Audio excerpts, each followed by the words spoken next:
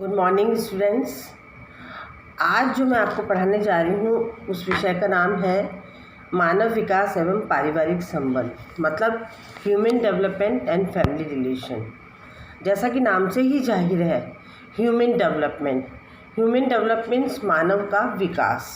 मानव का विकास कैसे होता है और किन अवस्थाओं में होता है और किन किन अवस्थाओं से उससे गुजरना पड़ता है, उस समय उसमें क्या क्या चेंजेस आते हैं और उन चेंजेस के साथ साथ कैसे उसमें हार्मोनल चेंजेस भी आते हैं और वो आगे बढ़ता जाता है और उसकी वृद्धि और विकास होता जाता है।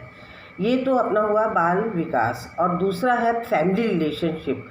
फैमिली रिलेशनशिप के अंतर्गत ये आता है कि उसके परिवार से और परिवार के उससे किस प्रकार के संबंध हैं और परिवार को किस तरह का व्यवहार उस बच्चे के साथ करना चाहिए या किस तरह से उसका पालन पोषण उसका साथ करना चाहिए, जिससे कि वो एक अच्छा इंसान, अच्छे इंसान के साथ साथ उसमें अच्छे संस्कार भी हों और वो बहुत अच्छे रूप में आगे बढ़ता चले और उसकी शारीरिक वृद्धि भी अच्छी हो, साथ में उसका स्वास्थ्य भी अच्छा रहे और वो हर तरह से परिपूर्ण और एक अच्छा मानव हमारे देश के लिए बने या संसार के लिए बने। अब मैं आपको बात बताना चाहूँगी, अपन बाल विकास से शुरू करते हैं। बाल विकास मतलब कि चाइल्ड डेवलपमेंट। चाइल्ड डेवलपमेंट, जैसा कि मैंने आपको बताया कि चाइल्ड का डेवलपमेंट, कई लोगों का कहना है, कई मनोवैज्ञानिक कहते हैं कि पहले इसको बाल मनोवैज्ञानिक कहते थे, फिर इसको बाल विकास कहने लगे। अब आजकल जो हम कहते हैं वो ह्यूमन डेवलपमेंट कहते हैं। तो बाल मनोवैज्ञानिक जो थे वो कंसेप्शन से लेकर, मतलब जब बच्चे का जन्म होने वाला होता है, गर्भ में होता है, तब से लेकर और किशोरावस्था तक की अवस्था को ही वो बाल विकास मानते थे। लेकिन ये 16वीं सदी की बात है। 16वीं सदी के बाद के अंदर अब उसका ट्रेंड चेंज हो चुका है और अब ये बाल मनोविज्ञान की जगह बाल विकास पर आ गया था।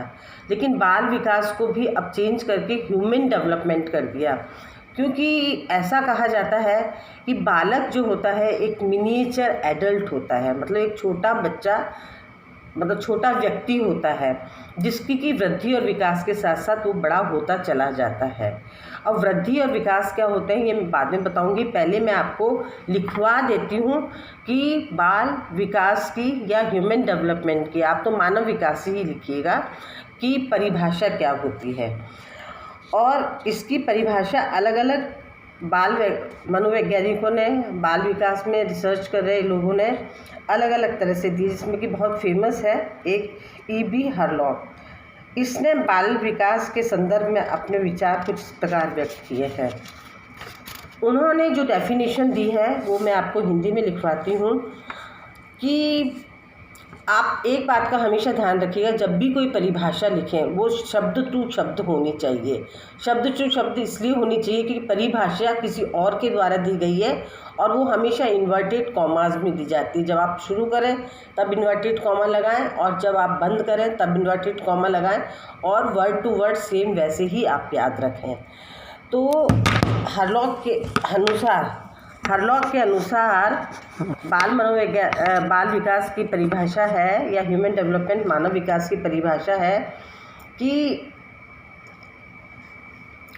आज भी, इन्वर्टेड कॉमर्स में लिखेगा, आज भी बालक विकास के अनेक अध्ययनों का संबंध आयु प्रवृत्ति से संबंधित है, जिसमें आयु संबंधी चिंतन, समस्या समाधान, सृजनशीलता, तर्क, नैतिकता, व्यवहार आदि का अध्ययन किया जाता है। बाल विकास में यह ज्ञात करने के प्रयास किए जाते हैं कि विकास में संबंधित परिवर्तन किस प्रकार और किन कारणों से हो रहे हैं।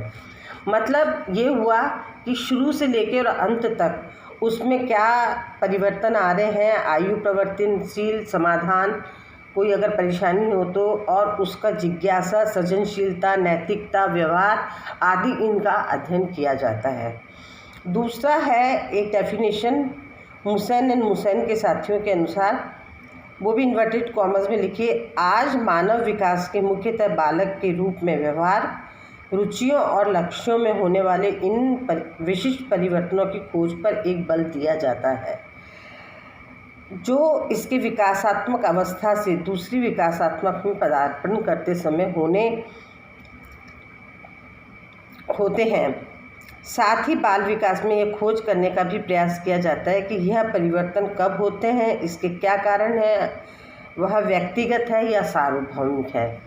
मतलब वही बात हो गई कि उसमें पूर्ण रूप से बालक के विकास की वृद्धि, व्यवहार और विकास का अध्ययन किया जाता है जब वो एक विकासात्मक अवस्था से, जैसे कि शैशवावस्था से, और वो आगे की अवस्था में पहुंचता है, फिर आगे की अवस्था से प्री किशोरावस्था से, बाल्यावस्था से, फिर प्री किशोरावस्था से, फिर पोस्ट किशोरावस्था में पहुंचता है, फिर उसके बाद में सामान्य उम्र जो होती है उसमें पहुंचता है, फिर बुढ़ापे में पहुंचता है। तब तक क्या क्या उसके अंदर विकास होते हैं, वृद्धि होती है, और क्या क्या उसके व्यवहार में परिवर्तन होते हैं। और जब एक विकासात्मक अवस्था से, जो कि मैंने आपको पहले भी बता चुकी थी चार्ट के रूप में, कि जब एक विकासात्मक अवस्था से दूसरी विकासात्मक अवस्था में वो प्रवेश करता है तो उसके अंदर किन किन तरीके के परिवर्तनों को देखना पड़ता है। जैसे कि बालक जब शैशवावस्था से बाल्यावस्था में आता है, बाल्यावस्था से जब वो किशोरावस्था में आता है, किशोरावस्था में जब वो आता है तो उसमें कुछ हार्मोनल चेंजेस होने लगते हैं। और वो हार्मोनल चेंजेस इस वजह से होते हैं क्योंकि जैसे कि दाढ़ी मूछें आना, आवाज़ का भारी होना लड़कों में, लड़कियों का मासिक धर्म का स्टार्ट होना और शरीर के अंदर और अन्य तरह की वृद्धि होना।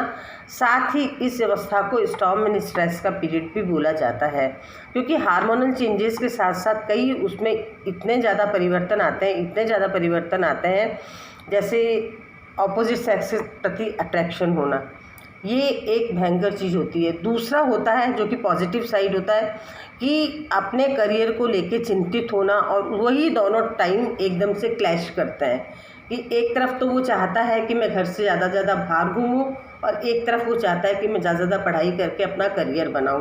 तो ऐसे दोनों की चीज़ में वो बीच में फंस कर और बहुत परेशान होता है, और जिसकी वजह से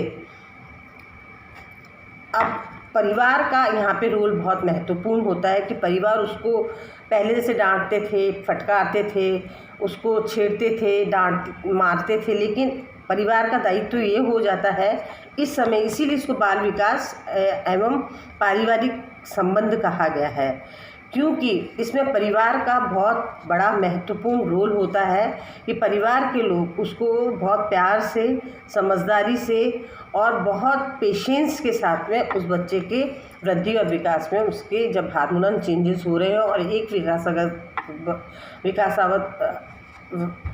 डेवलपमेंट स्टेज से दूसरे डेवलपमेंटल स्टेज पर हो जाए, तो उसके अंदर जो हार्मोनल चेंजेस हो रहे हैं उनको पेरेंट्स या घर वाले एक्सेप्ट करें, स्वीकार करें कि ये तो एक नेचुरल प्रोसेस है जो कि होगा।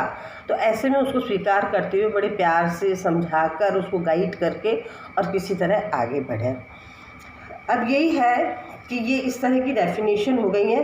तो मानव विकास के क्षेत्र, इसमें आपको क्या क्या पढ़ना होगा कि मानव विकास के अंदर क्या क्या चीज़ें हम लोगों को कवर करनी है, जो कि अपन धीरे धीरे पूरे साल में कवर करेंगे।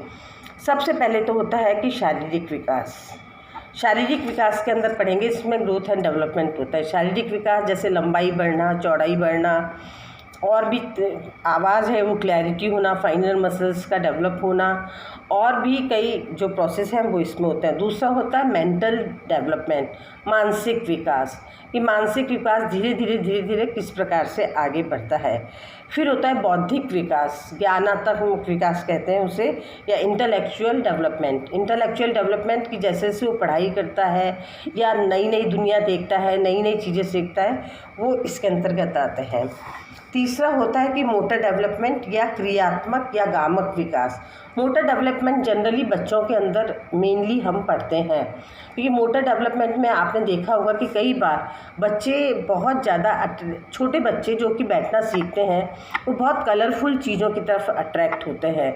वो मोटर डेवलपमेंट के अंदर वहाँ पे आता है कि जब बच्चे का जन्म होता है, उस जन्म के बाद में वो सबसे पहले तो करवट लेना सीखता है। ये भी एक मोटर डेवलपमेंट है और विकास भी है और वृद्धि भी है कि बच्चे में ये डेवलपमेंट शुरू हो गया, इसीलिए इसे मोटर डेवलपमेंट या गत्यात्मक डेवलपमेंट कहते हैं।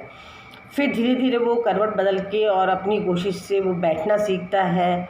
फिर बैठने के बाद में वो थोड़ा क्रॉलिंग करना, मतलब घुटने घुटने चलना सीखता है। फिर किसी चीज़ को पकड़ के खड़ा होना सीखता है।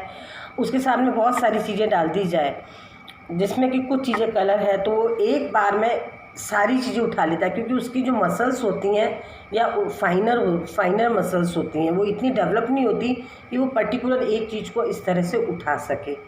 तो ये जो डेवलपमेंट होता है ये मोटर डेवलपमेंट में होता है, जो कि धीरे धीरे बढ़ता जाता है।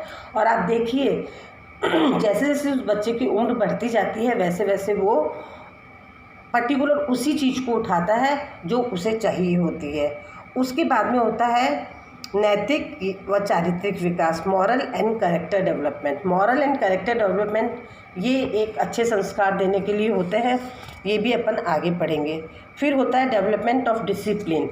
उसको पता होना चाहिए कि हमारी क्या लिमिटेशंस हैं, हमारे परिवार की क्या लिमिटेशंस हैं, हमारे समाज की क्या लिमिटेशंस हैं, हमारे खुद की उम्र के हिसाब से क्या लिमिटेशंस हैं, हमें क्या करना चाहिए क्या नहीं करना चाहिए, किस तरह से डिसिप्लिन में रहना चाहिए, ये इसके अंतर्गत आता है। फिर आता है डेवलपमेंट ऑफ प्ले, खेल का विकास, वो तो मैं आपको आगे बता ही दूँगी। फिर आता है लैंग्वेज डेवलपमेंट।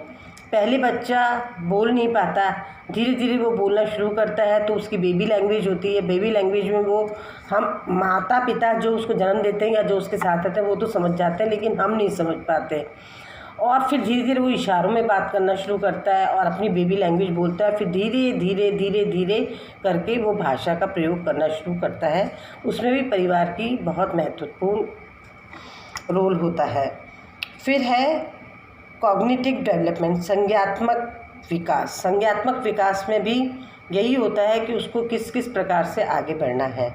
फिर होता है इमोशनल डेवलपमेंट या संवेगात्मक विकास।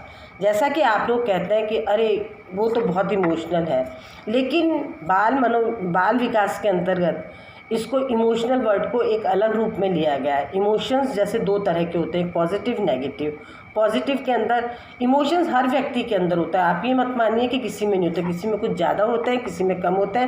लेकिन इमोशन का मतलब ये नहीं होता है खाली अरे किसी को देखे तो बहुत खुश हो गए, किसी को देखे तो बहुत दुखी हो गए, और या किसी से आपको बहुत ज़्यादा प्रेम है और आप कहते हैं अरे वो तो उससे बहुत इमोशनल हो गई। ये शब्द गलत है। ये दो प्रकार के होते हैं, एक पॉजिटिव एक नेगेटिव। जब इसके बारे में अपन पढ़ेंगे तब मैं पूरा आपको इसके बारे में समझाऊंगी। दूसरा होता है सोशल डेवलपमेंट, सामाजिक विकास, कि समाज के अंदर रहकर व्यक्ति को किस प्रकार से और किस तरह से कार्य करने चाहिए और उसका सामाजिक विकास किस प्रकार होता है। पहले वो घर तक सीमित होता है, घर से फिर वो प्ले स्कूल की तरफ जाता है, प्ले स्कूल से फिर वो स्कूल जाता है, स्कूल से फिर वो कॉलेज जाता है, कॉलेज से फिर वो अपने कोचिंग वगैरह लेने के लिए अपने आगे करियर को बढ़ाने के लिए आगे जाता है और ज़्यादा से ज़्यादा लोगों के संपर्क में वो आता है। ये सामाजिक विकास के अंतर्गत आता है, जिसे कि अपन डिटेल में पढ़ेंगे। फिर होता है पर्सनैलिटी डेवलपमेंट। पर्सनैलिटी जो है पर्सोना एक वर्ड से बना है, जिसमें पर्सनैलिटी जो होती है, जैसे कि आप कहते हैं कि अरे इसकी पर्सनैलिटी तो बहुत अच्छी है, मतलब आपने देखा कि उसने अच्छे कपड़े पहन रखे हैं, बहुत सुंदर है और देखने में बहुत अच्छे लग रहे हैं, तो ये पर्सनैलिटी नहीं होती है। पर्सनैलिटी इंटरनल भी होती है और आउटर भी होती है, कि आप किस तरह से किसी से बात कर रहे हैं, how to talk, how to walk, how to sit, how to respect to other persons, these are including in personality development. एक सृजनात्मक विकास होता है जिसे डेवलपमेंट ऑफ क्रिएटिविटी कहते हैं। ये डेवलपमेंट ऑफ क्रिएटिविटी जो होता है, इसके अंदर जैसे जैसे बच्चा बड़ा होता है, तो पहले माता पिता इतने अवेयर नहीं थे, आजकल तो काफ़ी कुछ होने लगे हैं, लेकिन फिर भी बहुत कम परसेंटेज है। वो कहते हैं कि हमारे अपने बच्चे को इंजीनियर बनाना है या डॉक्टर बनाना है तो वही बनाना है, चाहे बच्चे का इंटरेस्ट कहीं और हो, या तो किसी गेम्स में हो, वो क्रिकेटर बनना चाहते हो, वो आर्टिस्ट बनना चाहता हो, वो ड्राइंग या पेंटिंग के अंदर आगे बढ़ना चाहता है, म्यूज़िक में आगे बढ़ना चाहता है, तो पेरेंट्स को लगता है ये सब चीज़ें तो फालतू हैं। जबकि बच्चे को गुण या उसके अंदर भगवान की तरफ से दिए हुए ये गुण होते हैं, जिनको अगर निखारा जाए तो वो हो सकता है वो उसी फील्ड में आगे बढ़ जाए जिस फील्ड में अगर पेरेंट्स चाहते हैं, उसमें उसका इंटरेस्ट नहीं है तो वो नहीं बढ़ पाएगा आगे। आप चाहे कितनी भी कोशिश कर लिए बढ़ भी जाएगा तो उतना नहीं बढ़ पाएगा जितना कि उसको भगवान ने दिया है जो गुण, उसके द्वारा वो आगे बढ़ सकता है। तीसरा है, नेक्स्ट है कल्पना, चिंतन, तर्क, स्मरण का विकास, और आगे है आचरण का विकास, डेवलपमेंट ऑफ बिहेवियर, कि उसका बिहेवियर किस प्रकार का होना चाहिए। और ये धीरे धीरे वो समाज में रहकर और इन सब के साथ जुड़कर और साथ के परिवार के संस्कारों के साथ, माता पिता के साथ रहकर, अपने घर वालों के साथ रह के, अपने दोस्तों के साथ रहकर, और जैसे स्कूल में लोगों के साथ व्यवहार करता है, कॉलेज में रहता है, अपने फ्रेंड्स बनाता है, उन लोगों से मिलता जुलता है, उसके द्वारा उसको बिहेवियर के अंदर पता लगता रहता है कि ये बिहेवियर सही है या गलत है, और इसको भी अपन आगे पढ़ेंगे। उपरोक्त जितने भी विकास है, इनकी प्रक्रियाओं का उद्भव और समापन गर्भकाल से लेकर जीवन पर्यंत, मतलब जीवन पर्यंत टिल डेथ, किस प्रकार, कैसे, कब होता है, इसका अध्ययन बाल विकास के अंदर या मानव विकास के अंतर्गत ही आता है, जिसको अपन आगे की क्लास में कंटिन्यू करेंगे। Thank you.